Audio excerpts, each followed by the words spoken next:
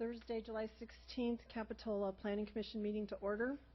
And just as a reminder, this meeting is being cablecast live on Charter Communications Cable Channel 8 and is being recorded to be replayed next Monday and Friday at 1 p.m. on Charter Channel 71 and Comcast Channel 25. Meetings can also be viewed and listened to, I hope, through the live streaming on the city's website. Our technician tonight is Mike Oliphant. And as a reminder, please turn off your cell phones during the meeting. And if you do approach to speak, please write your name on the clipboard that's at the podium so that we can reflect it correctly in the minutes. Now if we could please stand and join in the Pledge of Allegiance.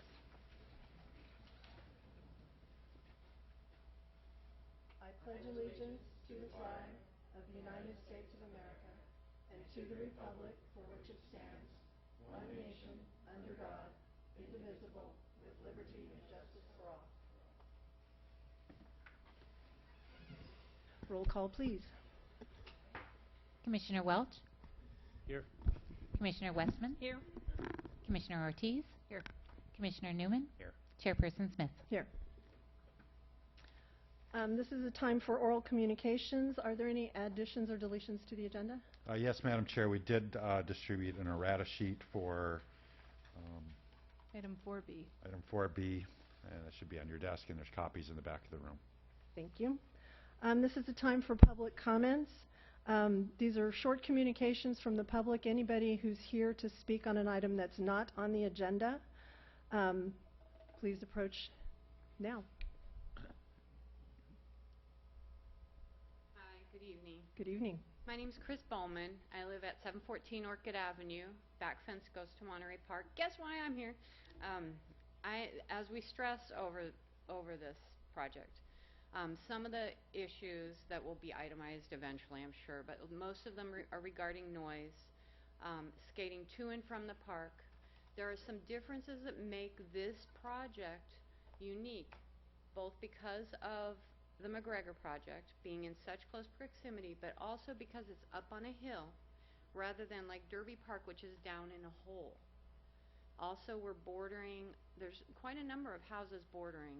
Most of us are shaking in our boots. I mean, we are, you know, not because we hate kids, but because we're kind of worried. It's not noise, it's the kind of noise. It drives people crazy. It drives skaters crazy who have to live next to it. So I believe that something to consider would be to scale it down. I think that most of the issues that I am most concerned about will be solved if it's back down to the original 2,000 square foot proposal, because I think this will be for smaller kids, and that we want families and kids to be using the park, of course, and they'll use the skate park in a more reasonable way, in a way that is expected when you live near a park. We love hearing the sounds of kids. We love hearing the liveliness of the park. And that it'll be more in reasonable hours and in reasonable, ways. What we're worried about is before, after, climbing the fence. I sent out videos that shows fences don't stop the bigger folks. And if we bring it down to make it for little kids, the big guys will go over to the McGregor Park. And I think it'll help a lot. Thanks so much for your time. Thank you. Is there anyone else who would like to speak on an item not on tonight's agenda? Seeing none, we'll move on. Any commissioner comments? I have one. We've had this in the past, some complaints about vacation homes in the non-vacation areas. And so I've received a couple more in the last couple weeks and one today. So it's right here, okay, the address. And typically it just has to do with people renting homes. It's not in that vacation rental zone. So I know you guys are looking at it. I just have one more for you. Maybe staff could just announce tonight what the procedure is if someone is having a problem with that in Capitola. What's the best thing for them to do? Yeah, Commissioner Ortiz, if a resident notices that there's a vacation rental in their neighborhood which is outside the transient rental overlay zone, which is generally the village area, they can contact staff, file a complaint, and we'll pursue enforcement to stop that illegal vacation rental. They call City Hall. Then call City Hall. Okay, thank you. Are the complaints mainly coming from individual owners, or are some of the vacation rental agencies actually participating in shorter rentals? All the complaints I have come from individuals who live next to a home that is being rented as a vacation rental. Staff comments? No staff. Yeah, I have one comment. This evening you received a packet for our Monday night meeting for a special zoning code update. In that packet is the matrix, and within, this is your matrix. You don't need to pull it out right now, but I'd like you to review the matrix closely. We've included all the comments to date of the direction you've given us, and this will be the last meeting we have together before going to City Council to bring forward your ideas. And the matrix will be the tool that we utilize to share what we've heard from you. So please review the matrix, and on Monday I'll be asking for feedback to ensure that we've captured your ideas clearly. Thank you. Thanks, Katie. Okay, moving to the consent calendar. There are approval of the minutes for the June 4th meeting. I move to go ahead and approve them as written. I'll second it. Any discussion? Seeing none, all in favor? Aye. Aye. Minutes approved. Moving now to the consent calendar. All matters listed under consent calendar are considered by the Planning Commission to be routine and will be enacted with one motion. There will be no separate discussion on either of the items on tonight's consent calendar unless someone from the public or one of the commissioners wishes to pull one of those items for discussion. Are there any items that anyone from the public would like to pull? The two items we have tonight are 1801 42nd Avenue, which is a design permit for an addition to an existing residence located in the single-family residential zoning district. And item number 2 is 410 Bay Avenue, a design permit to build a new 2,894 square foot home on a vacant lot located in the multifamily medium density zoning district. Anyone from the public like to pull and discuss either of those items? Seeing none, is there a commissioner that would like to pull either item for discussion? I have a question about 1801 42nd Avenue, which we might be able to get answered, and then it could stay on the consent calendar, if that's okay. My question was related to the parking area, which they show on the plan in front of the house. I couldn't find where it indicated on the plan what material. Is it just going to be the existing dirt parking places that are there, or are they planning on doing asphalt, concrete, or?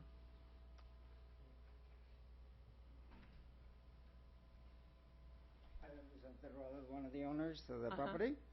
What we intend to do is to use the broken up concrete from a concrete deck where the new floor is going to be constructed, and use that as paving stones. We also have rock that we'd like to place down and fill all the gaps with sand or crushed gravel. Okay, so I want to add a condition about the driveway. Do we want to go ahead and pull this one and have a quick Pull it. discussion? And do away with the rest of the item on consent? I would leave that to the chair's discretion, but I think it would be perfectly appropriate if you wanted to add a condition about the driveway without pulling it off. Okay. I you just want to desire. say that they submit a driveway plan to the staff for their approval before permits are issued, since it's not indicated on our plans what the materials are going to be. Does any commissioner have an issue with that? Okay. I have a comment on that same item, also not wanting to take it from the consent agenda, but I wanted to point out to the commissioners that this is one of two items on our agenda tonight that has the non-conforming use calculation in terms of whether or not improvements to an existing non-conforming use require that the non-conforming use be mitigated. And so we should all take a look at the calculations, because that's coming up Monday, as one of our items. And you'll see it's a very, very liberal standard that they're using now, and something we'll want to discuss. Okay. Any other comments, questions? Do I have a motion for the consent calendar? Madam Chair, I need to recuse myself from item B. My business is within 500 feet of the application property. Okay. Okay, so do we want to make, I'll make a motion to approve, do we want to do item A first? I think if we just do them both and she abstains from the vote on the second item, that works. That's fine. Okay, I'll move the consent calendar. Have a second? Second? All in favor? Aye. Aye. And I abstain from B. Excellent. Moving on to the public hearings. The first public hearing we have this evening is for 616 Sunset Drive, a design permit for a second-story addition and a variance request to the parking requirement for a home located in the single-family residential zoning district. The way that the public hearings will work, this evening we'll have a staff presentation.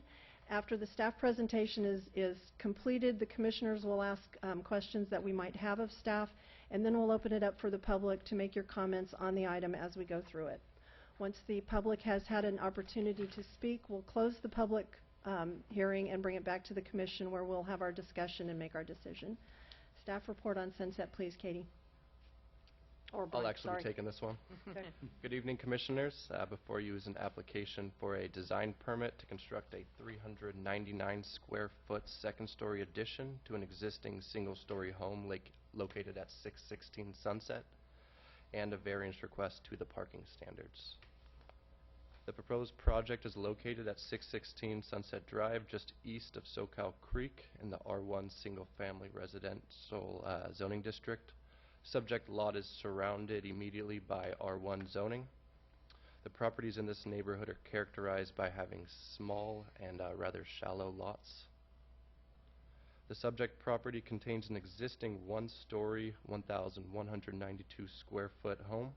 The existing home contains 2 bedrooms, 2 baths, a family room, kitchen area, and a single-car garage.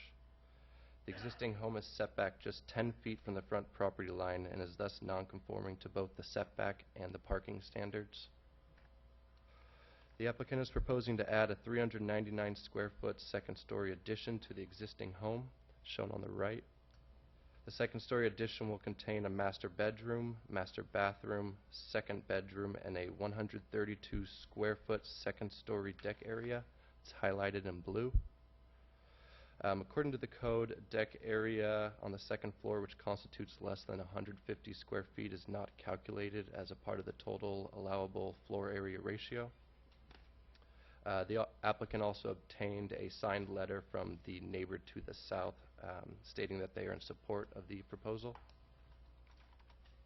This slide shows the proposed finished home as well as the existing home in the top right corner. The finished home will contain gray colored batten board siding for the gables, tan colored stucco finishing for the exterior walls, and a rock accent running through the bottom of the home on the front elevation.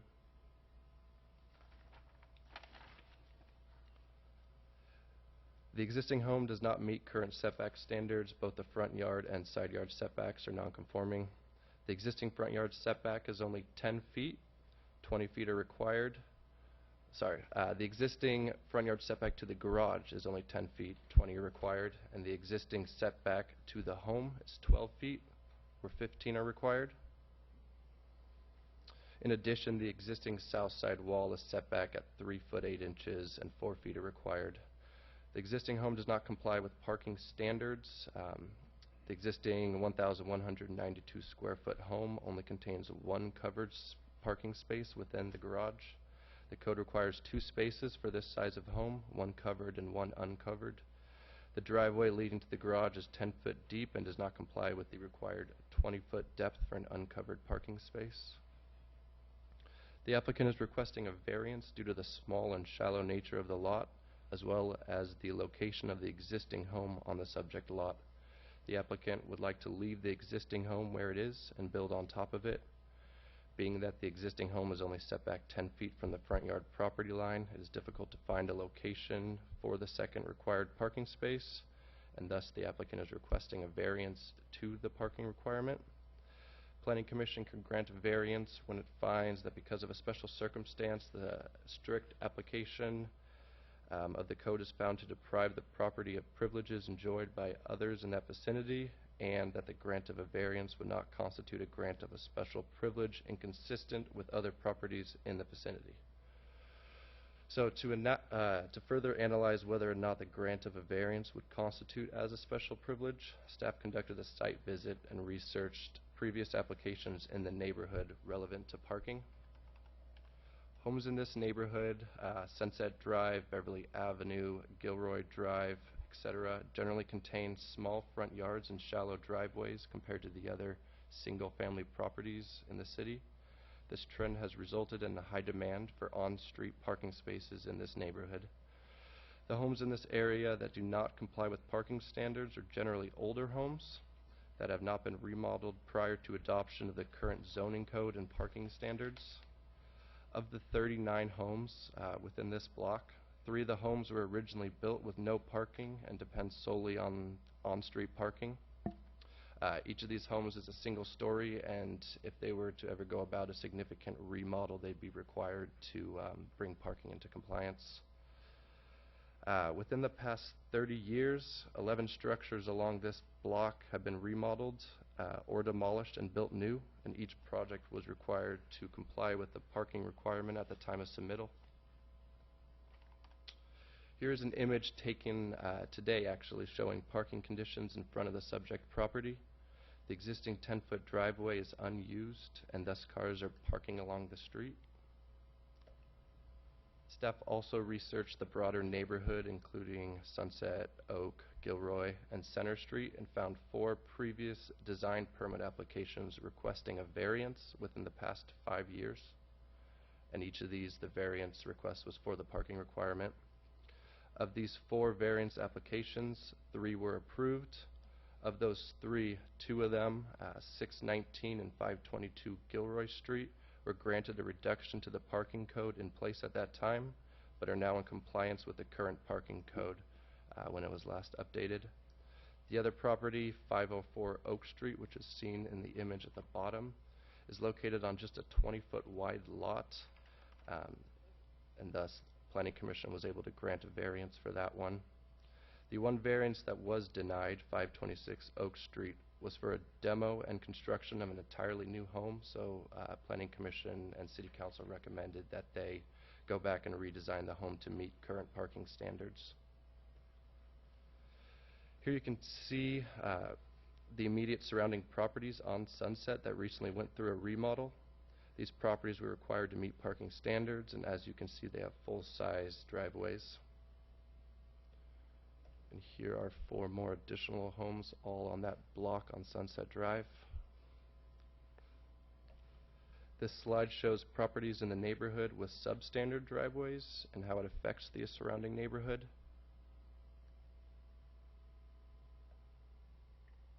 Based on staff's analysis of the neighboring properties, staff cannot make findings for approval of the variance to parking. The finding that 11 properties along the same block have been remodeled and comply with parking does not support a variance at this location. Furthermore, allowing a variance to reduce the requirement to 1 parking space will result in additional vehicles parking on Sunset and further perpetuate the parking problem in this neighborhood. Staff is unable to find any special circumstances which would deprive the property owner of privileges currently enjoyed by others in the same area. The applicant included an alternative to parking if the variance was denied. The site plan shows a single 10 by 20 uncovered parking space located perpendicular to the garage. Staff has concerns with this proposal alternative because the design is impractical and would disrupt the front yard aesthetic along the street and sidewalk. As an alternative, staff recommends that the applicant redesign the first floor by pushing the garage towards the rear of the property and either creating a 2-car garage or a garage and full-size uncovered parking space in tandem. Based on the findings and the evidence presented, staff recommends denial of the variance and thus denial of application 1560. Thank you, Ryan. Questions of staff? Ed? I may have misheard, but I think at the beginning of your presentation, you said the second floor contained a bedroom, but it contains 2 bedrooms, which makes this a 4-bedroom home. I want to commend staff on the background work that you did. It really helps, and I know how much time that takes, you know, with applications that weren't put into a system that they are now, so thank you. Other questions, comments for staff? I have After the, I have one comment, and I pointed this out earlier, and Brian's going to go check it out, but the items at 619 Gilroy, I think there was a typo. I think that the variance approved a shorter, a 17-foot 6-inch parking space instead of taking it from 3 to 2, because I think there was only a requirement for that size home in 2005 for 2 spaces and not the 3. Which makes this a really different situation than that unit. And the other comment that I had was lost. It'll come back to me. With that, is there anyone from the public who would like to speak on this item? Please come forward. Speak first. Hi, my name is John Fleck. I'm at 623 Gilroy Drive and in the Riverview Terrace area. I am supportive of this variance for a couple of reasons. Number one, it's not a full and complete remodel. It's within the existing footprint of the home. We understand the parking situation, but previous variances were granted for the right reasons, and I think that is consistent with this application. So, thank you. Thank you. And Commissioner Ortiz just reminded me, is the applicant present? Would the applicant like to speak? I apologize.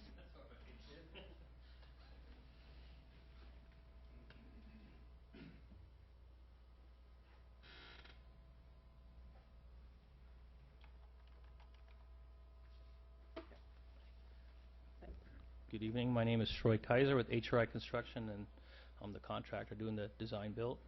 Thank you. I'm Cesar Castillo. I'm the owner. 5 years. Welcome, Born and raised Cesar. in Santa Cruz. So obviously this is a very challenging project. You know, I've worked with this with Ryan for several months now, and I think originally we just wanted to add some square footage on the second floor, but just finding out that a lot of the setbacks and non-compliant brought up a lot of issues. We didn't really want to change much of the existing home, just, you know, economically. Just adding some square footage on the second floor, that's what he wanted. We did try to come up with some alternative parking, maybe pushing the main house back, but it was just going to affect the design too much. Also, I think it's called 80% rebuild, brought up some factors where it was almost like if you do all the math and the calculations, you would end up with like a 200 square foot addition or something. It just didn't really make a lot of sense. So I think there are some other homes on the street. I took some pictures of it tonight. I think 706 Sunset is one that's got recently remodeled, it looks like, with a second story, and it looks like it's only maybe a 12-foot deep driveway, if I'm not mistaken. Obviously the codes have really changed over the years. You can see the house right next door. It looks like a pretty large house. Obviously the parking is compliant, but you know, the square footage is obviously the issue, the FAR that we're dealing with. So hopefully that. Yeah. If you want. I just want to add, you know, I bought this house 5 years ago. My family's growing. I have 2 kids right now, and it will be a 4-bedroom house, but not really. It's a bedroom that's really small. It's 400 square feet for $399, but it's really going to be a nursery for my next baby and my office when my kids leave. So it's really not a 4-bedroom house. I'm not selling this house. I was born and raised, and you know, I went to Chuck E. Cheese, you know, all these places. I'm a physician down the street. I'm not going anywhere. So if you guys would grant this, it'd be great. So. One other thing I wanted to add is I think Ryan had said like that I forgot the word you used, but it would add more additional parking, I think. They already have 2 vehicles right now, so they're not going to get like additional vehicles. So the parking situation is not going to change. It's going to be the way it is right now, which is his vehicle and then his wife's vehicle.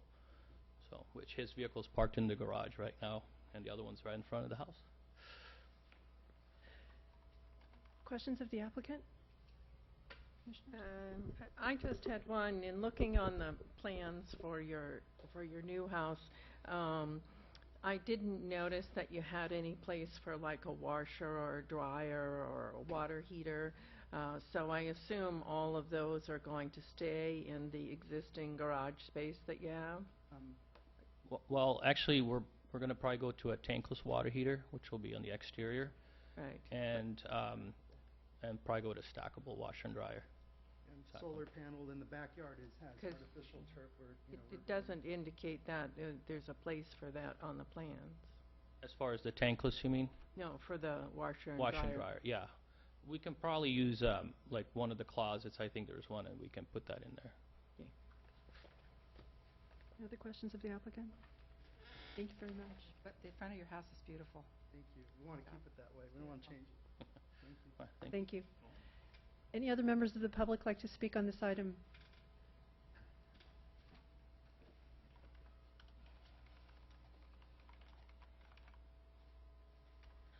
Hello, my name is Kate Arietta.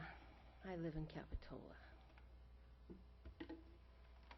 It's a perfect time to fix some of the parking problems in town. Excellent neighbors. I don't want to, I have no problem with my neighbors, but one house up from them, they have no off-street parking whatsoever, and they have been parking in my driveway for several years, probably almost 10 years now, because of the parking problem down there. I think that where they are now, their driveway, like they said, 10 feet, they can't not park a car in their driveway with their garage door closed and not block the sidewalk. It's a perfect time to help with the parking problems on Sunset. Thank you. Thank you. Anyone else here to speak on this item tonight? Seeing none, we'll bring it back to the commission. Comments? Anybody have any comments? I make a motion to approve the staff recommendation. I think we should give them at least some idea of the reasons for our thinking, if that is going to be the motion. I mean, Sure. you make the motion, then we can discuss it, I guess. Sure. I'll make the motion, and I'll second. We have a motion and a second discussion.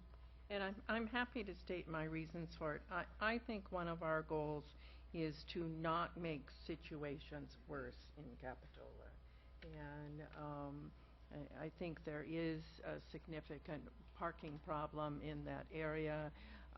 We went through this and talking about revising our zoning ordinance, and said we felt it was important for remodels to provide adequate parking.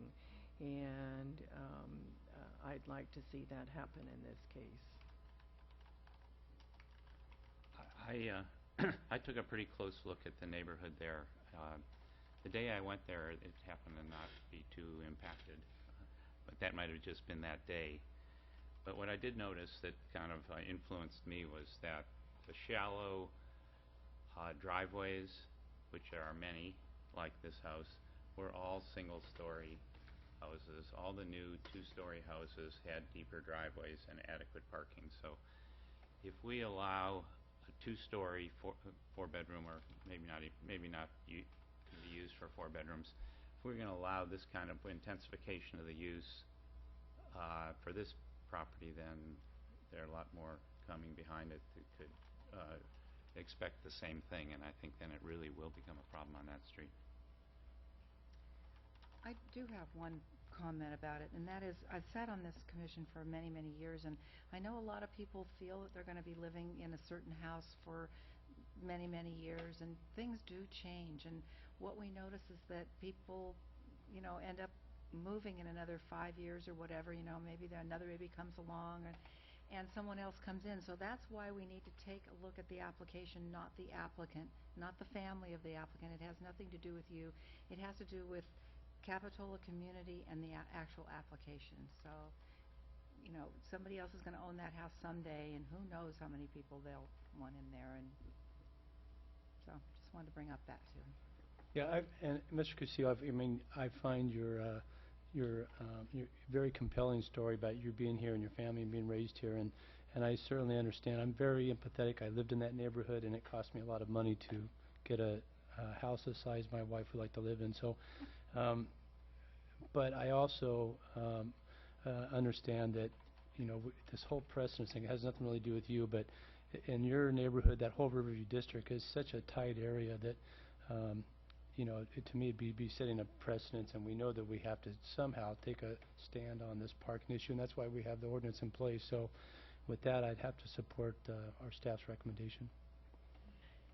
And I, too, am going to chime in and ditto everything that's been said here. I spent a lot of time looking at the variances that had been provided in the past and the reasoning given when they were denied.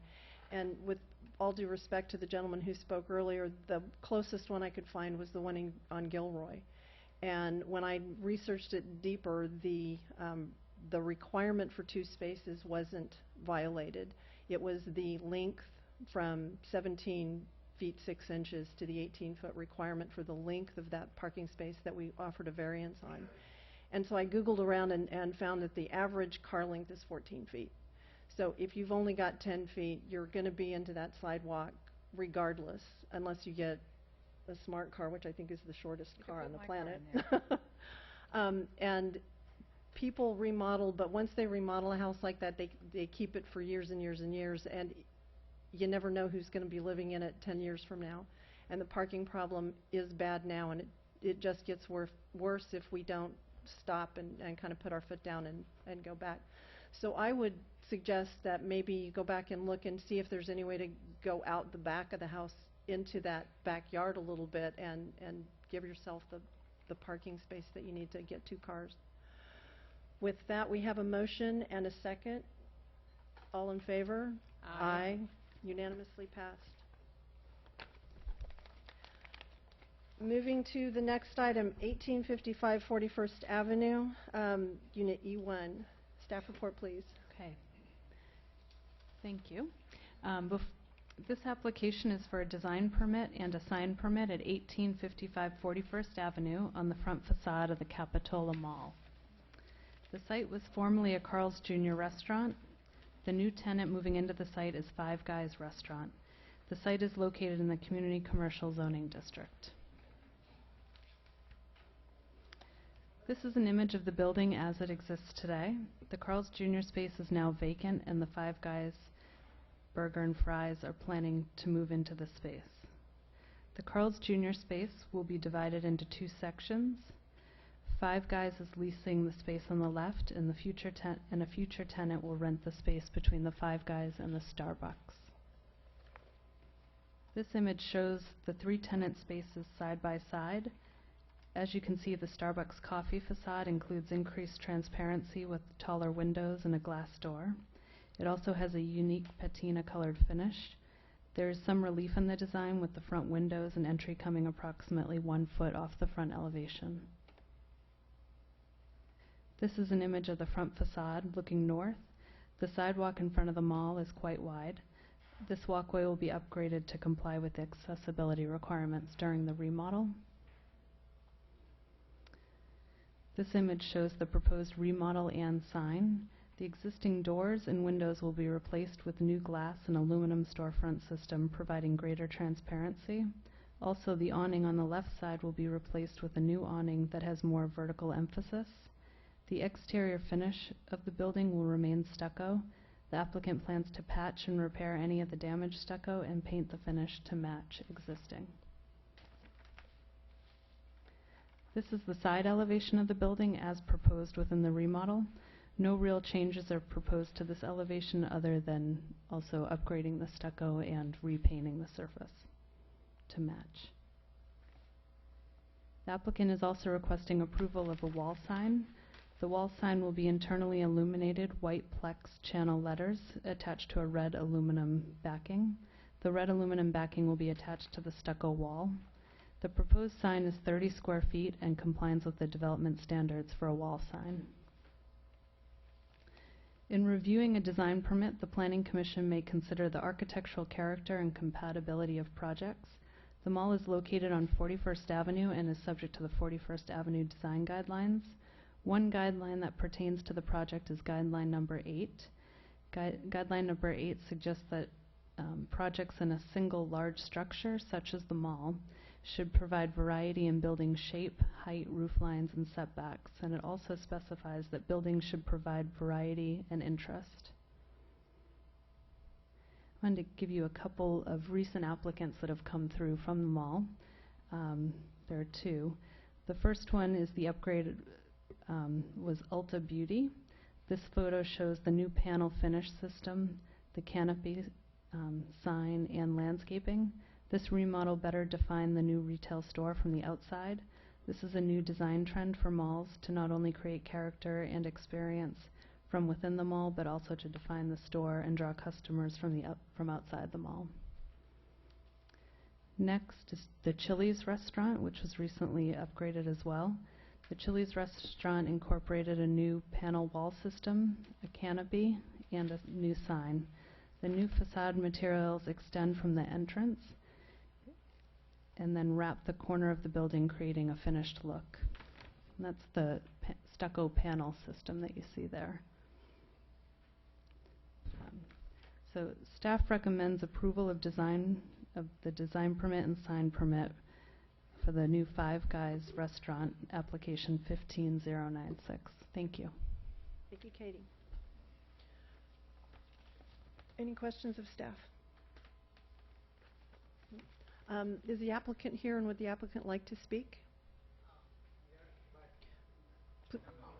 Okay, thank you. Is there anyone from the public here to speak on this item? Seeing none, we'll bring it back to the commission. Comments? Anybody? Well, I'm a little concerned about the simplicity of the design of the facade. While looking at if we can go back to Ulta and Chili's, they put a lot of thought and money into these facades, and 41st Ave, we're trying to make 41st Avenue more appealing, more walkable, more attractive, and I'd like to see it look more. I mean, something like this looks like it could be somewhere on a small street in Los Gatos or Berkeley, any small town where you see a lot on a small street, a small retail street, you see several different types of buildings and different facades, and it gives it this individual, more owned by an owner-operator, a personal touch to it. And I'm not seeing that so much in the drawings, in the illustrations that we were given tonight. Those are my comments. So, just Hold on just a second. I see a member of the public standing. We closed the public hearing, and you didn't... I'm Mary Ann Millar. I'm from the Capitola Mall. I represent Macerich, the mall owner, and I wanted to talk about our sign criteria. Okay. I would like to hear that. Please approach. I didn't mean to do it that fashion. That's all right. Thanks, Gail, for your concern. And yes, we have a big concern about that. And again, I'll repeat my name. I'm Mary Ann Millar. I'm the Senior Property Manager for Capitola Mall. Met many of you before. I think one of the images that Katie has seen, but maybe we've talked about in sign criteria, is our plan for the front of the mall. And so while this particular sign at this point in time seems a little simple, it's really not in our overall plan. We were not ready to submit a general sign criteria plan at the time of Five Guys submittal. If you look at this plan, part of the problem is subdividing the old Carl's Jr. space. We are now trying to put two very prominent spaces with prominent signs in this location that was once one. And in this picture, you'll see that Starbucks will be shortly coming to us for a remodel, and their sign will change. And if you look at the kind of juice bar we put in between, we do intend to keep the front of the mall a little different and a little more interesting. And one of the things that's not in the current plan with Five Guys, Katie mentioned the great section that we have for some exterior seating. We would still like to venture out into that a little bit longer, and maybe that will come with the Starbucks remodel. We do have space for outdoor seating there, and that is something we would like to incorporate. And that goes way back to the general plan with us redoing the whole main entrance. That still is Maceridge's focus. Maceridge really would like to keep this sign in the city criteria currently until we are ready to submit an overall sign criteria for the front of the mall. But we don't want to encroach on that tenant that's now going in the middle, especially on the edge of Starbucks doing something different. Ulta is exactly what we wanted, but it doesn't fit now trying to put these spaces a little different. So I would beg that you would look at what we envision the signs looking like in the future based on what I handed you, and I do have an extra copy. Yeah, We have one. There you go, Linda, if you I want. don't think we do have an extra one. We saw it. So can I ask staff a question, just so I'm clear? On the plans which you gave to us, this smaller red awning is left over from it being Carl's Jr.'s? It is. And so this space is going to get redone with the new tenant, and this one is the Five Guys new side over here. Yes. So when we look at it, and we look at their application, we really should sort of fold the page and just look at this. Right. Yes. Okay. Well, I'm really glad that we got this additional information because, I Yeah. mean, my first reaction was very similar, that the Carl's Jr. facade seemed like about as bad as we could get. I didn't Yeah. think we could get any worse, but then when I saw this plan, You thought, oh, no. I thought they met that standard. But now now that I see what it really looks like, it looks a lot better. Thank you. Well, so what I'm seeing that's different here is that I know it's the function of a flat drawing. This is going to be canted out similar to the Carl's Jr. now. Right. And I see a couple of plants out here that I didn't see on the plan. And I'm seeing different, it looks to me as though it's different windows on it. I mean, this doesn't look so bad or so simple, I should say, as what I saw in the plans. I'm seeing, black in the plans, and I'm seeing white on the photograph. I still think it's simple. I mean, I still think it's very simple, and I guess I'm not really clear about when you're saying, are you saying that this is a temporary awning and sign and that it will be changed when, no? No, my apologies.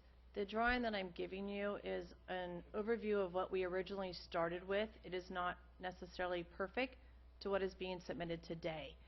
I was trying to give you an overview of what the mall's expectations are for the frontage.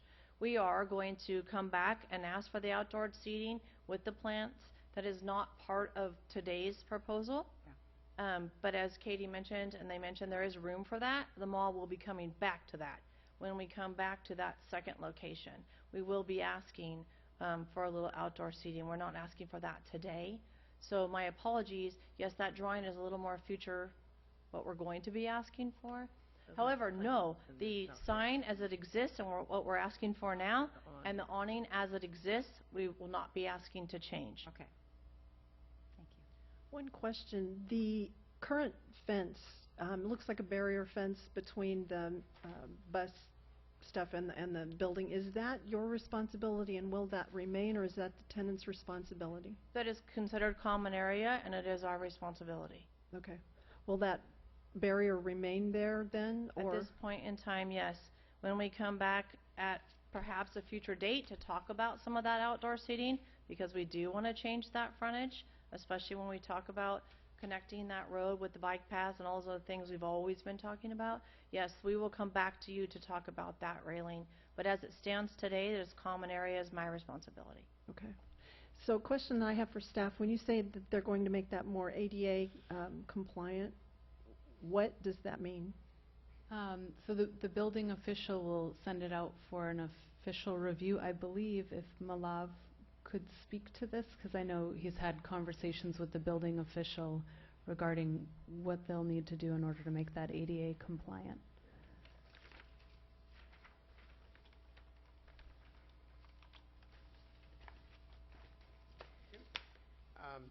So the portion of the mall where there is a slight slope is an ADA compliance portion of the sidewalk that is required to go to the bus stop.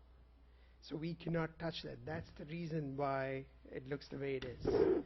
We cannot touch it, otherwise the entire mall will lose, the whole sidewalk will lose the ADA compliance. The ADA compliance that we are doing is for the side of the facade, where we had to add a fire door required by the building department, where we had to create a slope for ADA compliance. So because of the fire door requirement, we ended up with 3 doors in the space. But there are a lot of limitations of the building the way it is, and the signage criteria and the fire requirements. So that's why it's designed the way it is. Thank you. Do you, off the top of your head, know how far out the awning is going to extend from the building? I looked at the plans and I couldn't find that dimension. I know the height. It's 8 feet. So don't know how far it the comes up. bottom of the awning is 8 feet. From the bottom to the top is 8 feet. Right, that looks correct. But how far it sticks out from the building is what she's asking. Right, I I was don't know asking that. how far it stuck out from the building.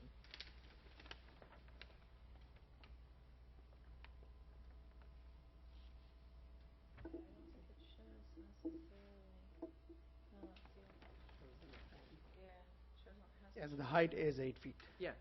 I would it shows- estimate about 3 feet off the building, based on dimensions that are. I mean, I was just wondering, and I don't want to, if it was a little, if it came out slightly more, it would seem like more of a feature on the building, particularly if you are thinking of coming back and, wanting to have some outdoor seating. If it came off maybe 5 feet instead of 3 feet, it would still be the same height. If we ask for when we get to ask for the outdoor seating, it would probably be a whole frontage remodel, which all the awnings will then change, because Chili's awning will also have to change. We've had some problems with the awnings and the fact that our security lighting tends to be under those awnings, and so we do have a requirement. I can assure you it will be no smaller than it stands today. And yes, our future requirement, if we do that for security reasons, again, one is the lighting. If it's too close in, it blocks that lighting on the sidewalk. Right. And therefore, our new CCTV cameras cannot see that. So I can assure you that Macerich wouldn't approve something that made the lighting any less. It is sad that the plans don't show how far, but as approved, we would never approve something, and they are stamped and approved, anything smaller. But if outdoor seating came into a situation, we also have the ability to add the lighting from above because of the camera system. And so security on that section, especially at the front of the mall, is a big deal. And we went through that with the Chili's approval and their awning and their lighting. And we're still working with them, that the awning is a little too dark, and they have a pigeon fence underneath it, which is blocking a little bit of lighting, and we're currently working through that as well. So that is a huge concern of ours. Right. But I don't have that dimension on the plan, I'm sorry to say. Yeah, I'd be happy to have that as a submittal. Narrower. I was thinking of having it come out a little Yeah, more. exactly. Which seems like the lighting would be. Understood.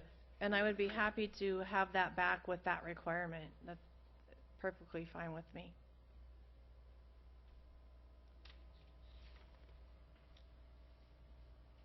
More comments, but does anybody else have any comments? No, go ahead.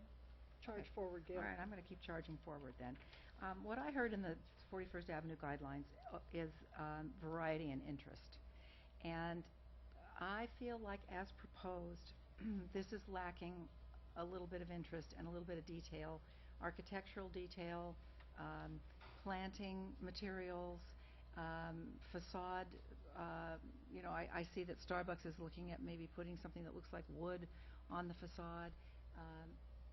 I don't want to wait for a future date to do something, because we all know that future dates seem to be more like 5 to 7 years now, and really we need the mall to look good today. So I'm still advocating for, I want this business, I think this business is going to be really good for the mall, really good for Capitola. I'm glad you're coming in.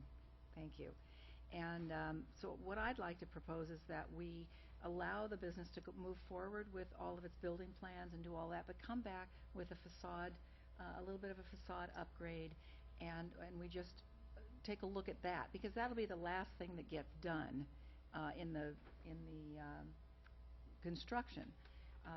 If that's possible, that's what I'd like to see, is a little bit more interest, a little architectural element in there, a little bit of planting.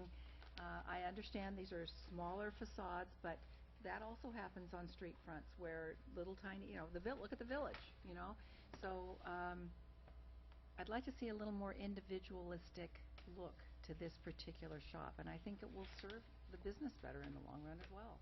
I'm a real big believer in catching people's eye from the front. Macerich would definitely entertain something again with the outdoor seating, if you'd like to make that a recommendation, and we can figure out exactly how to fit that, and we fit it soon. If you give us a little time, give me till the end of the year, whatever it takes. I can do the planting and the outdoor seating immediately based on ADA, if I can get in and out of that door once it's built. I'm more than happy to do that. Of course I want it to look like the other side. So I'm very much, we're super excited to have you say that, and we'd be very glad to do that. Let's move forward with the building. The building's going to take a little time, but give me, 90 days, whatever it takes. Just as long as it's before the business opens. Yeah. Just as long as we can, well before the business opens, so we have a chance to review it. I would be willing to take that back to Macerich and ask for those recommendations and present something else to you. So is Macerich responsible for the facades of these, so that... Everything outside of the tenant space is our responsibility. Okay. So yes, it is. But again, the railing and those types of things are going to take a little permitting time, but I can definitely come back to you with a plan before that time. I want to see, before the doors are open, I want to see a better facade on this. I'll do the best I can. I know you will. But I don't even know if I have support, so, you might not have to. Does the size of the awning for the Five Guys store change from the width of the awning that's existing there now? It changes slightly because there will be two. Now you're getting two separate awnings as opposed to the Carl's Jr.'s two separate awnings. One is bigger than the left. The space has not been subdivided directly down the middle. The space on the right is quite a bit smaller. And again, that becomes the debate. How much do you give, no offense to Malov, to Five Guys? I have to have a space that's leasable in between. So it's Macerich that's deciding to split it into two, and not that you got a tenant that only wants a smaller portion of it? No, I wouldn't say that. Okay. I would say we are giving Five Guys, because we want them and they want to be here and it's a great addition to Capitola, the space that they want. Okay. But that leaves me with a space that I'm doing the best I can to incorporate into something else. And it's a very small space. But I need to give it frontage in order to be able to lease it as well. Okay. Thank you. You're welcome. Thank you. Any other comments? TJ? I have some comments then. I, like Commissioner Ortiz, am really looking for some architectural interest on the front of the mall. I mean, this is the main entrance to the mall, and you've got a nice big rounded architectural feature that, if you're facing it going on the right side, you've got a nice architectural feature on Chili's, and I think Ulta did an awesome job with their architectural feature, and it really upgraded the look and feel of the mall. We've talked, going through the general plan process, and for seems like years now, about trying to upgrade the front of the mall and really bring the mall back to its days of vitality. And when I first looked at this, I thought, Carl's Jr.'s been there for a long time, and it is what it is, but bringing in a new tenant didn't step it up any. It sort of stepped it back a little bit. It looks to me like more like a strip mall than an elegant feature to our mall. And I was hoping that we would have some kind of a plan from Macerich, so I appreciate the fact that you're showing us this. But it doesn't include the other side, and so it looks a little off balance to me. If Starbucks does what's presented here and it looks like, is the yogurt place that's in here just a kind of a placeholder for conceptual?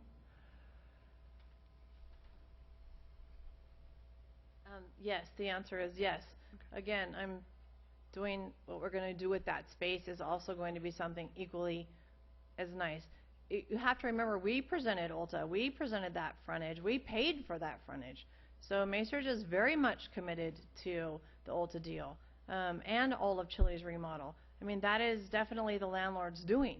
You know, we gave great concessions for both of that right side. So if you stand and look at the front of the mall and you say, I really like the right side, that's great, because that's exactly where we're going. To say that the Five Guys side will come out any less is probably not the case. It's just, I would say, is not the case. Obviously, we want the same thing. We're trying to redo the front of the mall, and as you know too, I'm working so hard with the transit district and trying everything we can to redo that frontage. It's very tough to get a tenant that's this great to take that location next to the bus with the bus unable to move. And I don't think that the facade we will let look any less. It is our intent to paint it to match the other side. It is the intent, and that is a drawing. I don't think Starbucks necessarily will come back with the all wood. That is their current facade on other locations. We are in negotiations to present them a remodel, which they are in negotiations with. I can't say any more than that. Will they come back with an all wood? I can't promise you that. Do I want the left side? Does Macerich commit to the left side? Yes. We paid a lot to make the right side look that way. We are very committed to exactly what you're saying. So I'm sorry that the plan came across that it looks the same. I disliked the Carl's Jr. so much and their signage and their frontage. I'm very excited to have a brand new painting that matches the rest. We're committed to painting the whole front to match the same. And if you look on some of those plans too, in that particular plan, the frontage is already still curved, but if you've seen many of our future plans in other elevations, you know, that is not the long-term goal of what the front will look like. It's no longer like that in many plans we've submitted to you. Macerich is very committed to the front of the mall, and although some things have been going slowly, and I'm with you, I've been here a long time, we seem to move a little slow, but at least we're moving. So I don't know what else to tell you about that, except we are committed to make it look like the right, and that is my doing and our Macerich's doing. Okay, I just want to make certain I understand.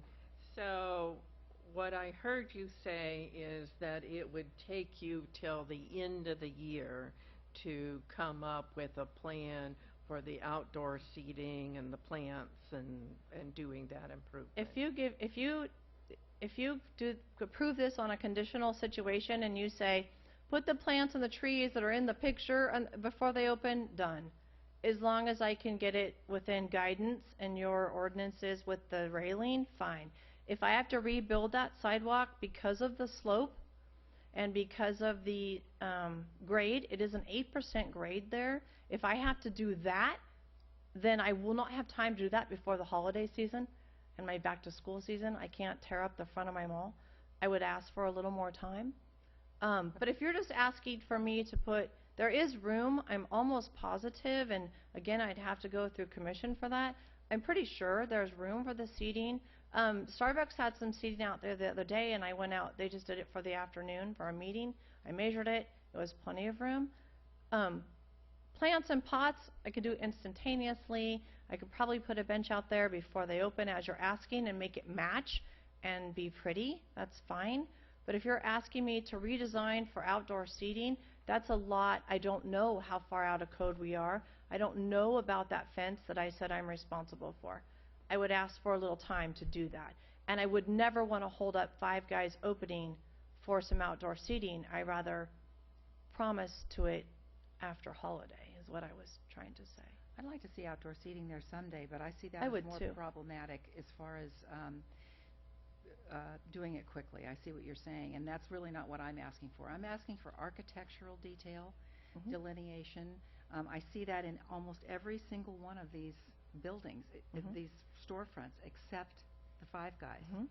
I would like to see that same, the recess or something that creates an architectural delineation and that softens the front of the facade just a little bit, or the front of the building a little bit, so that it creates a little bit of interest. And I'm not telling you how to do it. I'm just saying that's what I think the mall deserves. That's what 41st Avenue needs, and I think it would help all the businesses. And I'd like to see that a design for that, whatever you guys feel you can do before they open. And my guess is they've got 2 to 3 months of construction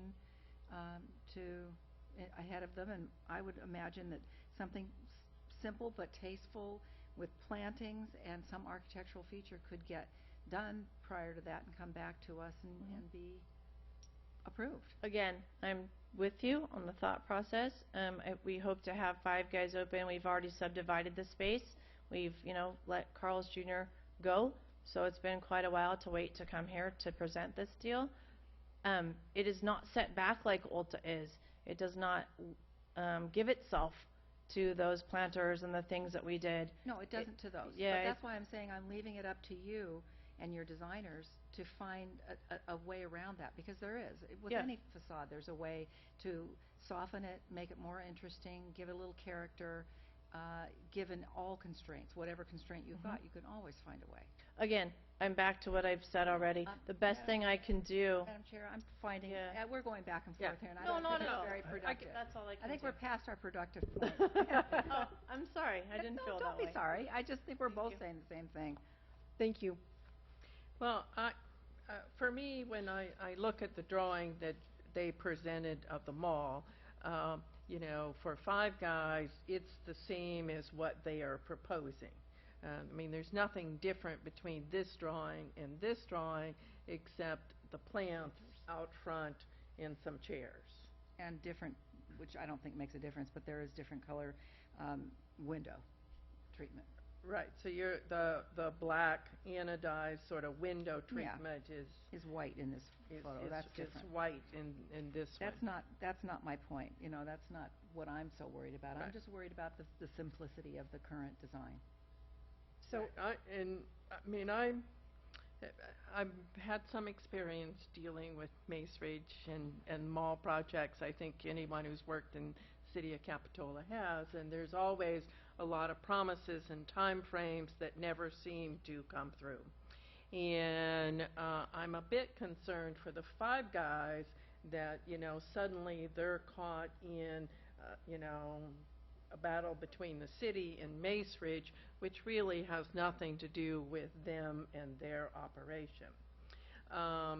So for me, I could come up with a solution where I could say, go ahead with this, and, we will give you a conditional approval that's, good for 9 months, whatever, with the expectation that the mall is going to come back and do something more. I feel uncomfortable holding these guys up when, what they're proposing is what is on this plan here. Yeah, and I don't think we need to hold them up. I think I mentioned that. I don't want to hold them up. I think the mall can come up with something that can get accepted by us and built, or at least in that process by the time they open, that I think would be. But you have to tie their occupancy rights to approving that new plan, or else. Well, all we're being asked. It's meaningless. All we're being asked. Well. I mean, you can't say we'll come back in 9 months. What are you going to do, shut down Five Guys? No, that's never going to happen. Right. I understand your concern. I think it is simplistic, although the Five Guys marketing seems to be simplistic at all the places. So I'm encouraged to see Mace Ridge doing something with the mall, and I'm really encouraged to see a new occupant and tenant in the mall. I'd hate to hold Five Guys up over something that they really have no control over. I think, at least it is an upgrade. Carl's Jr. is gone, and at least we have a tenant there that has something going on. And Macerich is going to be an ongoing, it's a work in progress, I guess, with us in the city and Macerich. So for me, I could propose a motion that we approve it as staff has recommended on this one, and then continue with Macerich to hopefully they come through and do some upgrades to this side of the mall. I think I could probably support that, because I agree with Commissioner Westman that I can't see us holding them up to go back and forth. But I don't think there are 2 or 3 months left of construction. I think they'll probably be in faster than we could turn a new plan for the Five Guys. I think that would tangle them up and delay them. I think the message is delivered that what we really want to see is something different than even this picture for the new ones coming up. And the outdoor seating, if we can put that, and the discussion about, what it's going to take to get that kind of interest going on the front of the mall, if we can expedite that, then I think we've got a win-win. I heard the mall representative say that plants could go out, like pots can go out there right now. If I don't have any support for anything more, I would at least like to see pots go out there now, and a bench. I think she mentioned a bench, and just say that I regret that I don't have support for this, because I know that the mall's timeline on this is contingent upon moving the bus stop, and I know how long that's going to take. So we are going to be, whatever we approve tonight, we're going to be looking at for at least another 5 years and possibly 10. That's what I think. And so, hold on a second, Katie. Yes. Madam Chair, so this is a unique situation that we're meeting mid-month of July, and our next regular plans meeting is for the first Thursday in August, which is only 3 weeks away. If you wanted to approve of the new windows and doors and the sign, but ask for further details at our following meeting of if you'd like different exterior materials on the outside. I don't know if that is something the applicant could work with. I would like to ask if there are different facades for different storefronts, different stores for Five Guys. I mean, are they all absolutely identical, or are they like Orchard where they vary slightly and,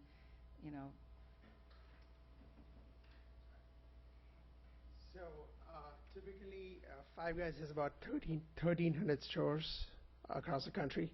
1,300 stores.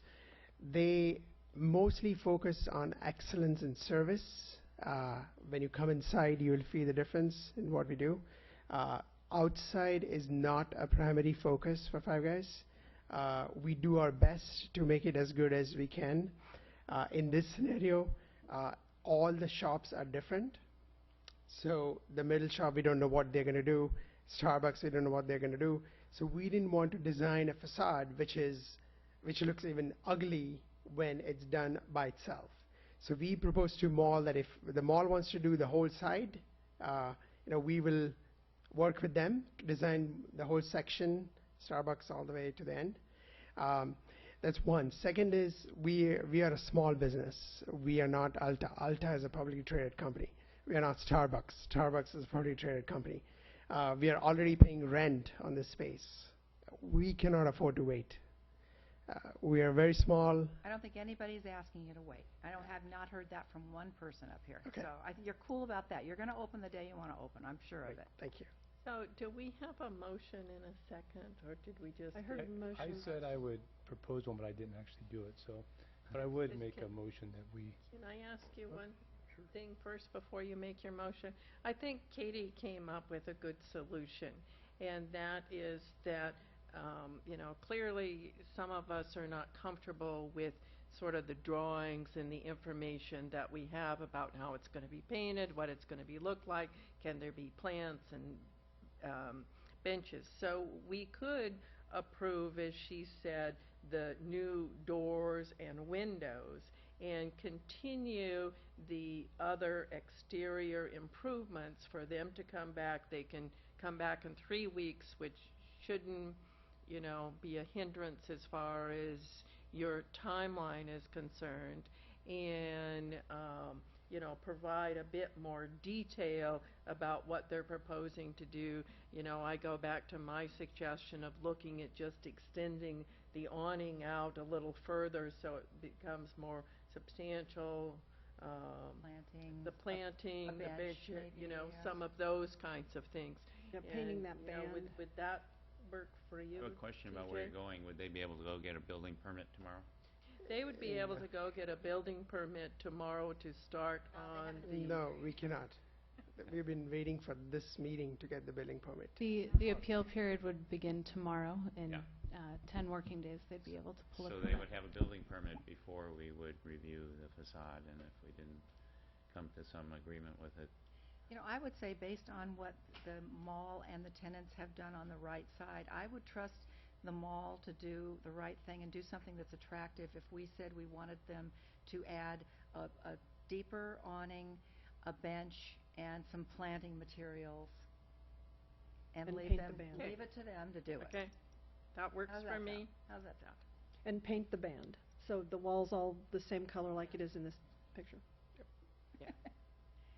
Okay, I Does think we anybody did wanna it. turn Okay, that you into a wanna, band? you wanna make that motion? I'll let you make the Sid? motion Yeah, that way, yeah. Go so for we- that one. Okay, I move that we approve the design permit for the exterior modifications and sign permit for new Five Guys Restaurant, adding to the conditions that they add a deeper awning that is appropriate for the mall security system and the tenant, and that they add plant materials out in front, and that they add a bench out in front, And that they paint the band. and that they paint the band. the wall. Paint the band I think to they be said one they were color. going- they were Right, so going so it's all one, the wall is all one color, as it is in to. Yeah, I think this they, picture, but not in the plan. I think they actually said that down here, so. Mm. Okay, there's my motion. I'll Right. second it. We have a motion and a second, all in favor? Aye. Unanimously passed. Great. Thank you very much. Thank you, thank you. Good luck. And for our final public hearing this evening, we have a housing element update. Thank you, Madam Chair. As most of you know, the housing element is one of our 7 mandated general plan elements. However, unlike the other 6 elements, the housing element update is required to be updated on regular intervals as established by the state of California. And also the housing element has to be certified by the State Department of Housing and Community Development. Capitola's current housing element was adopted in February 2010, certified by HCD a few months later, and our current deadline to update the housing element is December 31st, 2015, although we do have 120 days after that as sort of a grace period. Nonetheless, we think we're on track to get it done on time. There have been some significant legislative and policy changes since our last housing element update. Notably, Senate Bill 375 was passed in 2008. This did most jurisdictions a favor by extending the housing element update cycle from 4 to 8 years. However, it did impose a penalty that if you didn't update your housing element on time, that you'd be subjected to abbreviated 4-year update cycles. 2011, as we all know, redevelopment was terminated, and the big effect related to the housing element was it eliminated our primary funding source for our affordable housing programs. Since then, we've been patching together little bits of money here and there to keep things moving, but they're not funded nearly as well as they were when redevelopment was still in place. And then finally, HCD developed a streamlined update process a couple of years ago. Capitola is fortunate to qualify for it by virtue of having a certified housing element and completing required housing element programs. Essentially, it allows for a focused rather than a comprehensive update, and you can just do the updates in a strikeout underline format, which you've seen in the copies that you have, rather than writing a whole new document. Unlike the legislative changes, there's not been a lot of change in Capitola's housing condition and the housing stock. It's been relatively stable. Over the last 7 years, we've seen approximately 98 new or replacement homes constructed. Of those, most of them are above moderate income. We did have 13 very low income units constructed, the Bay Avenue Senior Apartments and some moderate income units at the Capitola Beach Villas, as well as a couple secondary dwelling units. So the regional housing needs assessment is the process that drives most of the housing elements. As you probably recall from previous housing element experiences, the state requires cities and counties to plan for our fair share of regional housing. That's set by the state and then distributed to local jurisdictions in our region by AMBAG. The good news is that today's RHNA requirement for the city of Capitola is exactly the same as it was in the previous housing element, 143 units. So of our opportunity sites that we had from the last housing element, we had a total of 152 unit capacity identified. That is still adequate to meet our new 143 unit RHNA requirement, so there's no requirement to rezone properties or establish affordable housing overlays. Makes the process much easier. There's not a lot of key changes in this housing element, but I'll go through very quickly some of the things that are changing. We are updating our demographic information based on census information. We're going to update the housing information to show completed and pending projects. And there'll also be an updated housing constraints analysis to show some of the housing-related ordinances the city has adopted or modified since the last update. Things like emergency shelters, transitional supportive housing, reasonable accommodation. And then there will be an evaluation of how we did with our 2007 and 2014 housing element. There are two semi-substantial program changes that are proposed. The first being elimination of all programs and policies that pertain to rent control, which, as you know, was repealed in 2011. We'll be removing those. And then secondarily, there has been a privately initiated request to eliminate or modify the condo conversion policy that's currently in the housing element. So the condo conversion policy is a housing element program 2.4. It requires the city maintain and enforce its existing condo conversion ordinance with the intent of preserving rental housing. The condo conversion ordinance resides in our subdivision ordinance of the municipal code and prohibits condo conversions of apartment buildings with 5 or more units which were built prior to 1970 or after 1979. And lastly, it does require that any condo conversions dedicate on-site inclusionary affordable units and pay inclusionary housing fees. If the City Council ultimately chose to remove or modify the housing element program for the housing element, it would have no effect on the ordinance itself. The private application was submitted in 2012 for conceptual review by the owners of the Antigua and Crest apartments. They requested that the ordinance be amended to allow them to convert to condominiums. That request, though, however, also triggered general plan, the housing element amendment, and an LCP amendment because our subdivision ordinance is a part of our local coastal program. The City Council ultimately declined that request and directed the applicants to wait until the general plan and housing element updates had been completed.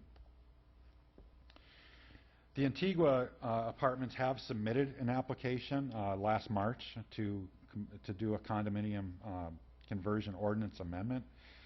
The housing ordinance amendment to waive the requirements for on-site affordable units was also part of the request.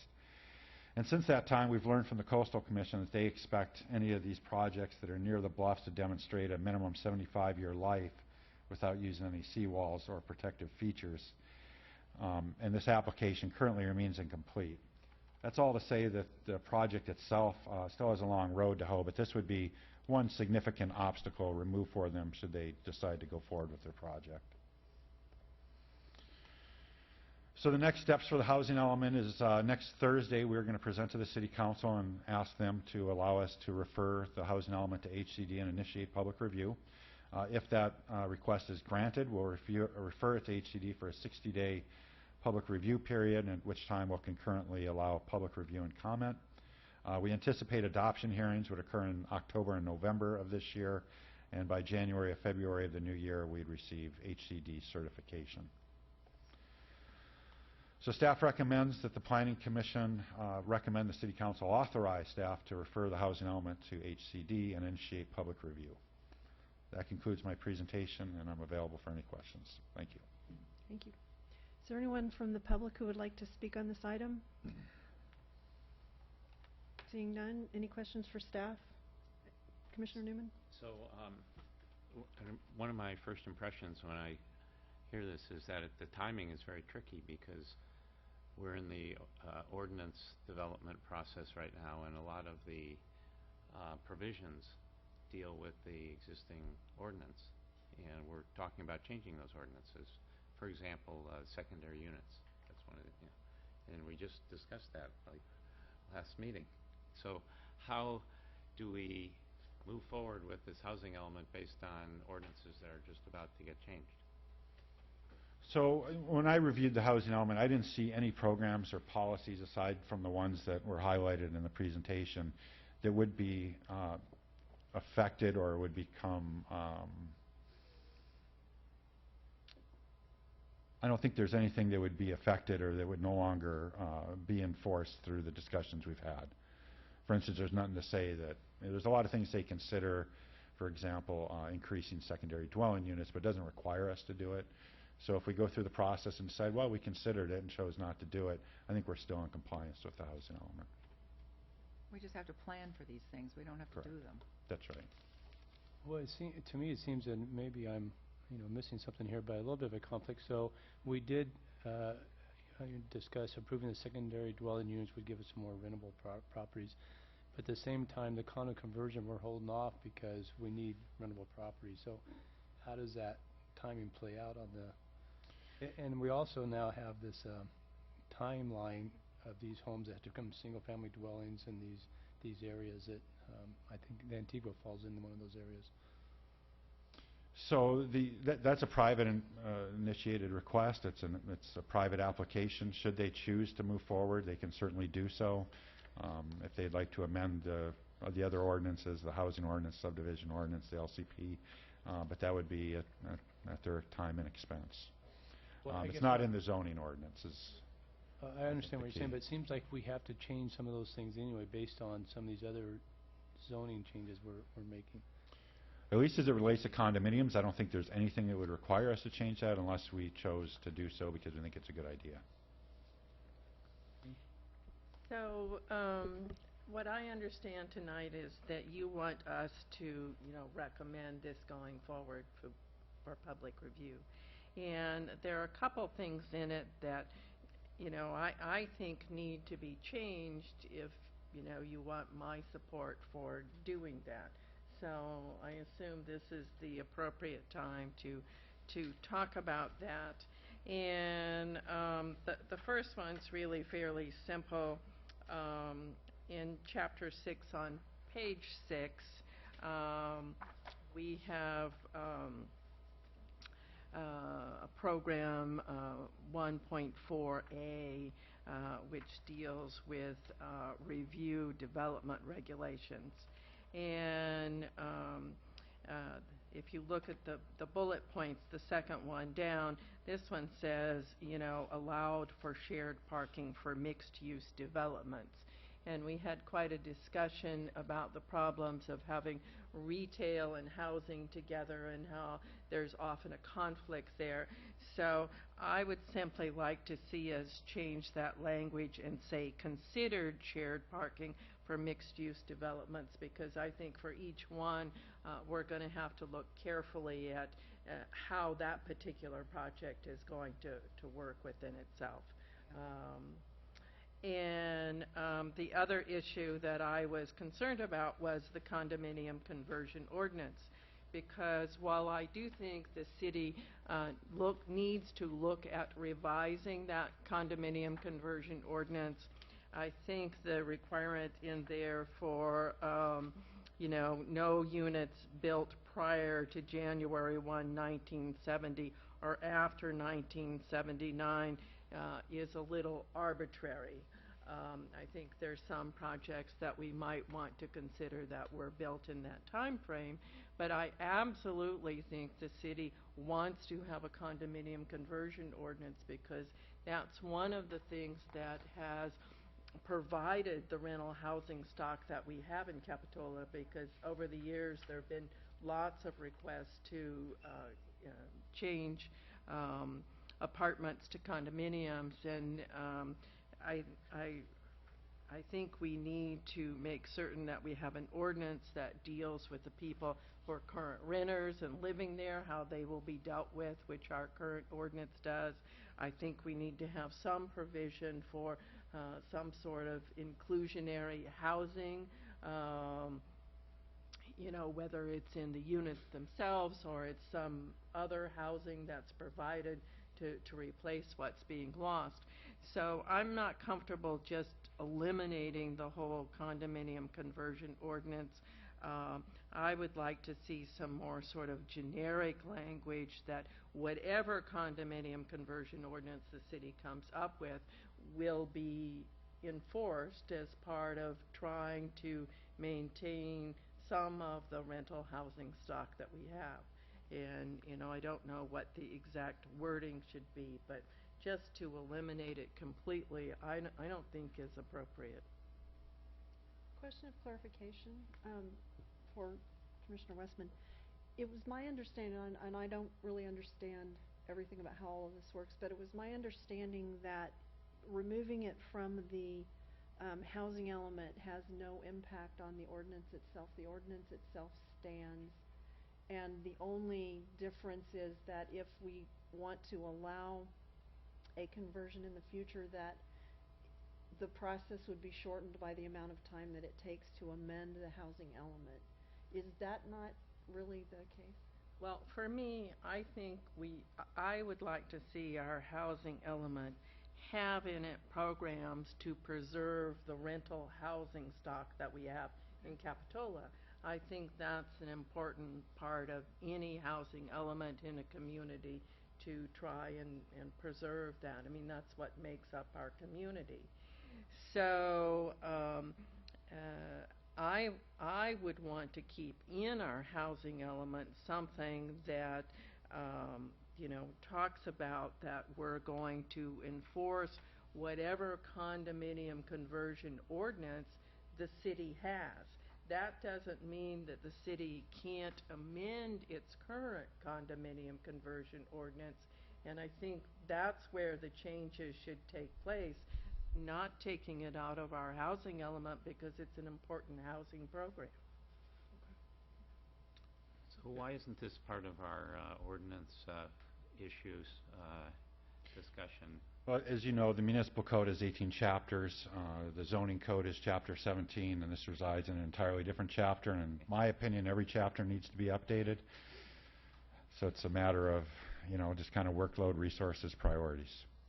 Because, I mean, that's really what I think you're saying is we really, and I agree that it's not the dates that seem very arbitrary. This was really a project-specific ordinance.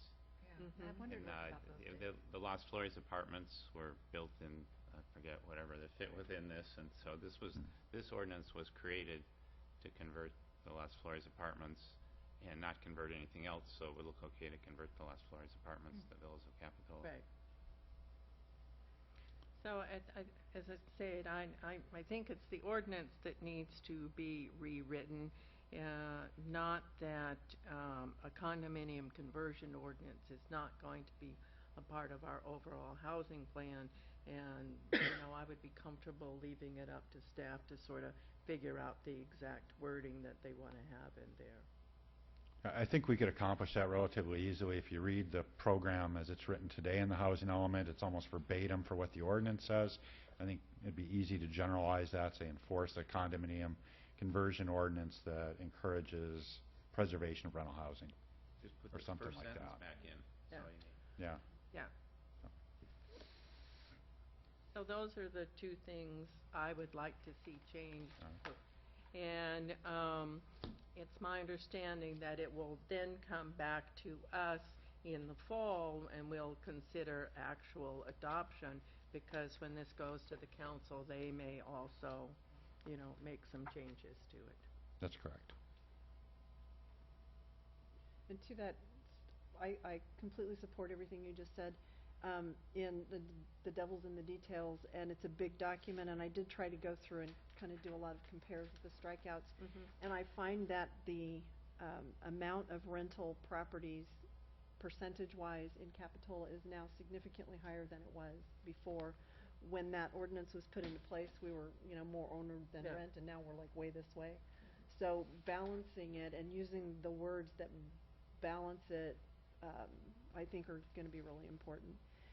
The other thing that I went looking for, the basis has changed from the census, the 2010 census, to a survey that I had a bunch of questions about, and there's a lot of good information in the old one that is being stricken out. So as the public is reviewing it, I think we should all really look at those details, and we have an opportunity when it comes back for adoption to change a lot of that, right? That'd be great. Okay. So I'm going to move, if I may, and then we can discuss. Move that we advance the housing element document as suggested by staff. Second. Yep, he seconded. And I would just like, if this gray that's on these pages, my eyes are old. I had a hard time The final reading version that. will be in color. If you can sort of lighten that up a little bit, that would help a lot. This version's black and white just Yeah. to save a little money. And I did see some typos, but I imagine all that's going to be gone through, some date things and... Right, and I different- gave them a list of numbers. Some were different on one Yeah, I page figured and another. I and didn't list them, but I figure they'll catch all that. But in the drafts that are made available to the public, if they could be color and not black and white, Digital copies will be color. okay, perfect. And it is going to be available on the website, so Yes. we can refer to it as we go. Absolutely. And we'll have color copies in the lobby and library. And Okay. Right. We're ready? So we have a motion and a second. All in favor? Aye. Aye. Aye. Unanimously passed. Thank you. Director's report. Thank you, Madam Chair. Just a couple brief items. Next week, Wednesday, we will have an ARC Insight meeting that will have the Monterey Avenue Skate Park on the agenda. I know that's of interest to a lot of folks at home. Say that again. What was the date? It's July 22nd. That's next Wednesday, 3:30, right here, City Council Chambers. I'm sorry, was that a... Dude, I'm going on vacation that day. What is that? Is that... ARC Insight. Oh, it's ARC ARC Insight. Insight. Okay. The design of the skate park? Does require a design permit. It's a little unusual because normally when we're looking at design, it's above ground structure. So this is definitely a little different. And those meetings are typically informal, but I imagine this one will probably be a little different than typical. So And you're still estimating that plan will get to the Planning Commission sometime in the fall? yeah, probably middle of the fall is my best guess right now. Every now and again I get questions about the senior housing project that was approved a couple of years ago on 38th Avenue. That permit has since expired, but we did get an application in last week from a new developer who would like to build an 11-unit residential development project. I believe they're single-story? Two stories. Two-story. So that'll probably come in to the Planning Commission next couple of months. You mean for on that same consideration. On that property. New project, Conceptual? single-family residential. Conceptual, yeah. And then finally, there's a workshop in town that I've been asked to promote for gray water laundry to landscaping. If anyone is interested, it's this Saturday, July 25th, 10:30 to noon. There's a $15 admission, and if you're interested, you can go to santacruz.timebanks.org, and once you pay, they will let you know where it's at. That's all I have tonight. Thank you. Commission Communications. I have a question. Go ahead. Yeah, I'll go first. Over the years, before I was on the council, the previous councils were always looked askance and looked down their nose at second-story decks. They were sort of verboten here in Capitola, and when I was on the council, we carried that through, and I think councils after that did, but I've noticed that we've gotten a little bit away from that, and is that something that would be in this current ordinance? Yeah, and I really think, I know it's the 11th hour here, but I think as a community we need to ask ourselves that again. How do we feel about those today? Because they were pretty much no, no, no, no for years and years and years. because of being so tightly built and people looking into other people's yards, privacy issues. So I wonder if Didn't we We talk just about had a it a little discussion, bit? yeah. And we talked about that Where was I? the only place that We were they would talking really far. be acceptable is like facing onto Oh, the yeah, we street. did. Or if they Landscape faced area. into, Right, but not, what are the existing, we haven't really looked at the existing ordinances and, right, we didn't, We discussed about opening it up to, looking out over, like, if you had a Do that. river frontage or something like that, landscaped area or the beach or I guess to we the did. Did we street, do that? but not, but not, so does that mean then that we're recommending that those are the only places and other places in our community within neighborhoods, center of neighborhoods and all that would Katie? not? yeah, we said we didn't want them looking into neighbors. other people's yards. We talked a little bit about there might be some place in Cliffwood Heights where the lots are bigger and there's Right. wider setbacks, it might work, but not in areas like Great. Riverview All right, Terrace, so we Jewel have covered Box, this and under, Should be in that matrix crazy? that we're. Yeah, it it'll, should be in the matrix, okay. it'll be in 17A, Okay. and we added exceptions for special circumstances, such as the front facade, looking out to overspace, and then for restaurants and hotels. And we also acknowledge that a deck regulation does not necessarily belong in the floor area ratio standards. Decks should be included in the updated design permit standards and individual neighborhood standards. And Monday night, we're going to talk about the individual neighborhood standards, right? And Mhm. what types of things we want to All right, so define we for can specific. Continue that yeah. discussion, thank you. That's all I have. That does bring up an interesting point, though. I don't think it's necessarily the 11th hour. I would encourage the commissioners, if there are some land use issues that you remember that we've dealt with historically that maybe we haven't talked about yet, maybe try to think about those between now and the next meeting, because there would still be time to, throw some items onto an agenda to talk about those. And over the next couple months, that would be the time to do it. And as you review this, if there are items that you don't think we got correct, please give me a call or send me an email, let me know, and I'll put it on the slides so we can discuss. So I just had one minor request. We've all been hit with the new FPPC regulations, and I think our conflict of interest maps are public information. You prepare them for like all of the planning commissioners and that. Can we get copies of those so, we... For the cost of reproduction. Okay. No. I meant No, for don't the, Yeah. for the, all of us, so that we have some sense or some idea before we come to the meeting, like, Who's gonna have to recuse themselves? who's gonna have to recuse themselves. Yeah, not only that, I talked to Rich about this earlier. I'd like to make sure that staff is looking at it and letting the commissioners know, because of the 300 to 500 foot radius issue. You don't always get a green card, and for a while we had talked about having the planning commissioners that were in the 500 feet radius get a card along with all the 300 foot radius public. But it's really important that we have a map to look at and that they flag it so that we know who's not going to do it for a specific agenda. We'll get it done. And also, I'm wondering if our city attorney is going to be part of a larger push to get that put back to the 300 for to get another small cities. Yeah, he has talked to the FPPC and then also talked to Steve Woodside, who's a county council, I live in San Mateo, and they were talking about possibly asking them for an exception for public facilities, so that at least if there's a project on this site, the city council could vote for it or vote on it. Right. So they do intend to continue talking. I have to think there's a number of other small cities affected by this in California, so I think Jamie's also going to reach out to the League of California Cities, try to get their support for it. So. Good. Thanks. I did have one comment. Yes. So, this is on 616 Sunset, which I want to say I agree was an excellent report.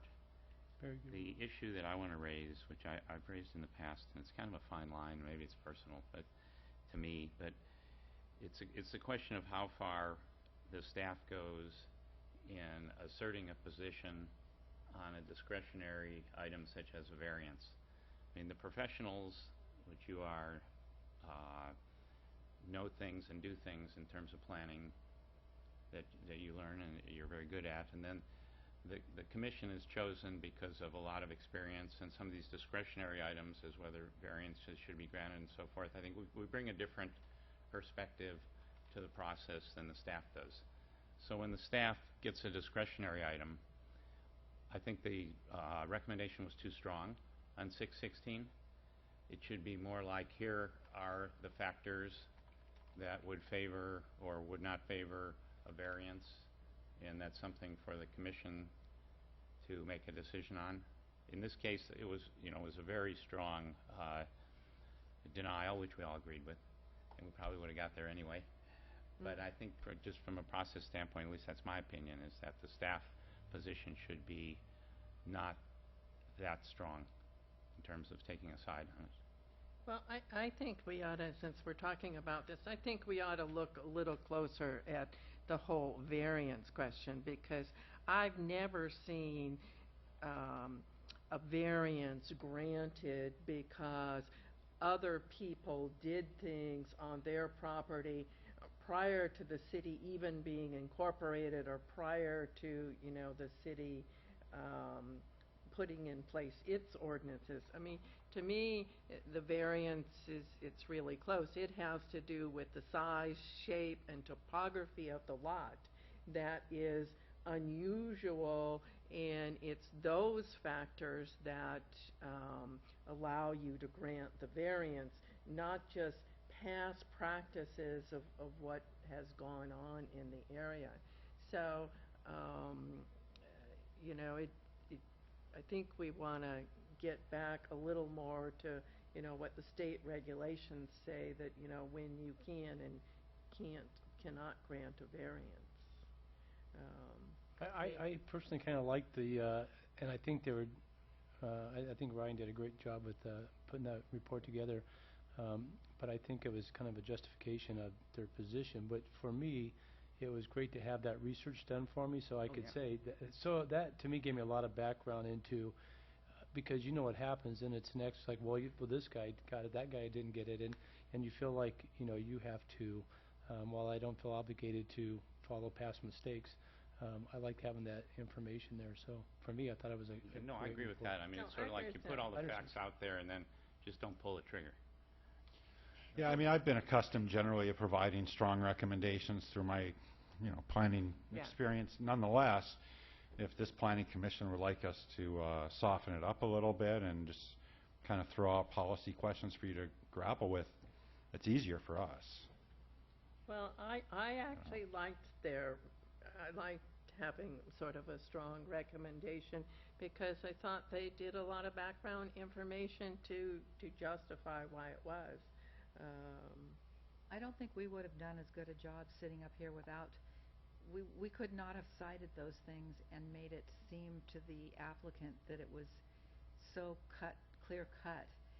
And in this situation, it was very difficult to say no to that applicant, and I really appreciated having all of that information to back me up, to do the hard things with him sitting there. And so I'm just wondering about, what is discretionary? Is it always a variance? Is it something else? If we start telling our staff you can recommend here, but you can't recommend there, then when do they not? When do they? I think.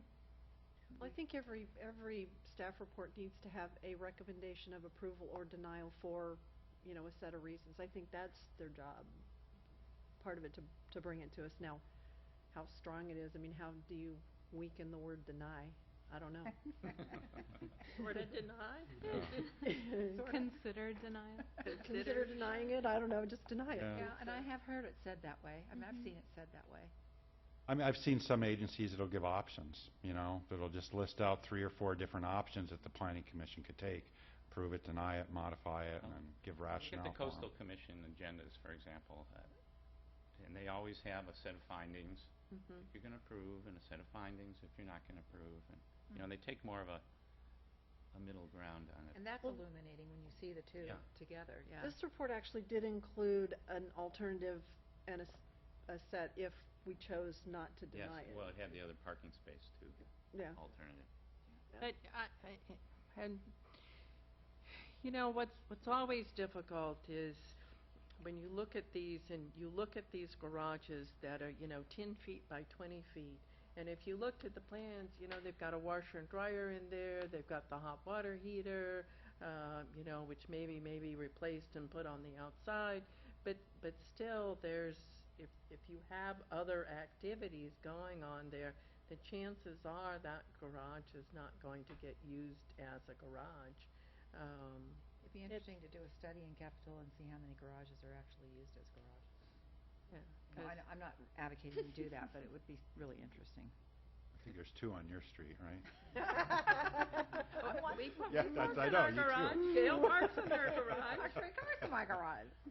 But they're those little bitty cars. I like to see it. I think it's good that we have it, the staff's opinion, which is the professional's opinion, like you're saying, and the community's opinion. Maybe it's just a matter of degree. And it's so hard when people say, you know, I'm going to live in this house the rest of my life, or we're having a new baby, and, you know, we're all human and we want to be compassionate to that, but, you know, I look at how many houses, you know, got approved here in Capitola or whatever because someone was going to live there forever. It was a special circumstance, and 3 years later, it's a whole new... Possibly the majority of them. Yeah, the majority of them. Majority of them. And it's hard for people because I think they mean it when they say it. It's just, you're right, life happens and changes happen. You know, that's going to be a small place for that family, even, you know, what they propose. So. And when you do recommend denial, you tell the applicants that you're recommending denial and give them all manner of suggestions on how they can. I generally prefer to start with that if we even have an inkling that we might go that way. 'Cause, you know, bad news never gets better with time. There you go. Any other communications? I think the minutes are excellent. Thank you. I mean, I've seen a lot of minutes go through this town, and there is a great, significant improvement in them. Thank you, Linda. So I know it's late and there's probably nobody at home still watching, but just a reminder, we are adjourning to our next meeting, which is Monday the 20th. It's a special meeting on the zoning code and its neighborhood character and non-conforming units. That will be the topic of our discussion. So we'll see you on Monday night at 6 p.m. right here.